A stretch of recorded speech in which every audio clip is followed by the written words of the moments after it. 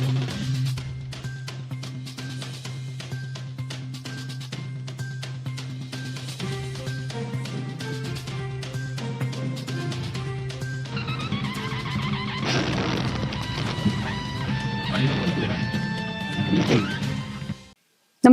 आपण पाहता Hirkani news. Hirkani news प्रत्येक क्षण ताज्या घडामोडी आणि महत्त्वाच्या प्रत्येक बातमीसाठी नेहमी तत्पर. डफळे कारखाना पुन्हा सभासदांच्या मालकीचा करा, गोपीचंद पडळकर.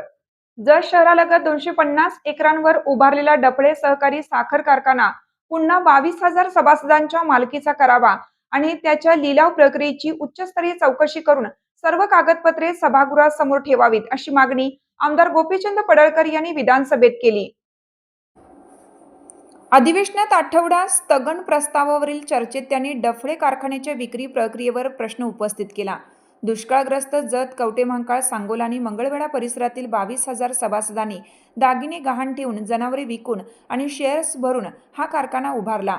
मात्र शहरालगतचा हा कारखाना कवडीमोल दरात विकला गेल्याचा आरोप त्यांनी केला.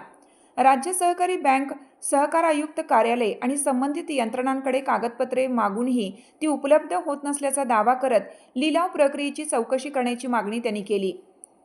सहकारी साखर कारखान्याच्या विक्री प्रक्रियेचे पुनर्मूल्यांकन करून शेतकऱ्यांच्या मालकीचे कारखाने पुन्हा शेतकऱ्यांकडे द्यावेत, असंही ते म्हणाले.